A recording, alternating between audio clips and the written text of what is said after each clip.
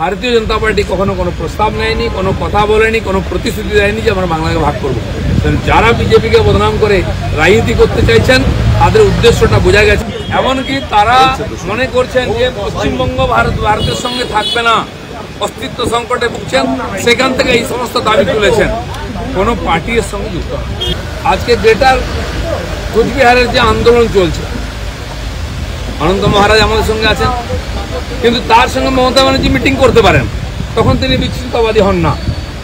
তো আজকে ওখানকার মানুষের যে আশা আকাঙ্ক্ষা, উন্নয়নের যে আশা, তাদের যে অধিকার, সেটা প্রতিষ্ঠিত করার জন্য যদি কেউ কথা বলে সে বিচ্ছিন্নতাবাদী। পশ্চিমবঙ্গ বিধানসভায় নাকি বঙ্গভঙ্গ বিরোধী প্রস্তাব পাশ করাবে রাজ্য সরকার। বিজেপি কখনো পশ্চিমবঙ্গকে ভাগ করার কোনো প্রস্তাব কোথাও আনেনি, আগামী দিনেও আনবে না। আমাদের পার্টির জন্মদাতা ডক্টর শ্যামাপ্রসাদ মুখার্জি পশ্চিমবঙ্গের জন্মদাতাও তিনি, তাই পশ্চিমবঙ্গের প্রতি আমাদের যে মমত্ব আছে তা আর কোনো রাজনৈতিক দলের নেই। 1946 সালে তৎকালীন কংগ্রেসের নেতা এবং তাদের সঙ্গী সাথীরা পশ্চিমবঙ্গকে পাকিস্তানের হাতে তুলে দিতে চেয়েছিলেন। আজ তারাই বড় বড় কথা বলছে।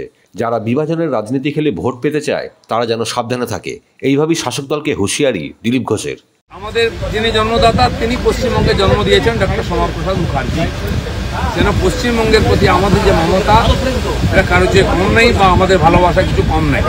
যারা এই বিভাজনের রাজনীতি করে ভোট নিতে চান, রাজনীতি করতে চান, তাদের সম্বন্ধে সাবধান থাকা উচিত।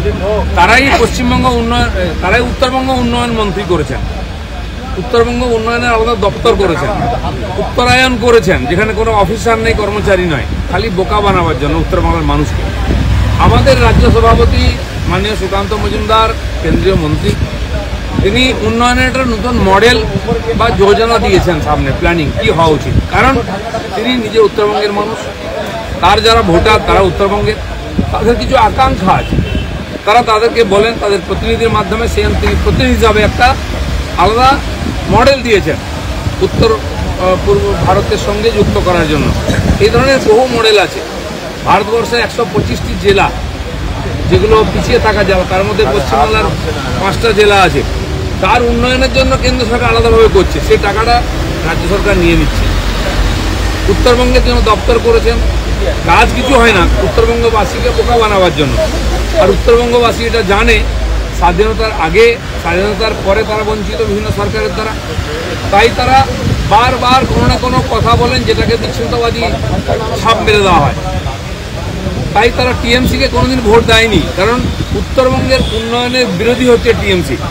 উত্তরবঙ্গের উন্নয়নের কথা বলেই হাহাকার উঠে যায় টিএমসির মধ্যে, আর বিজেপি উত্তরবঙ্গ চাইছে বলছে।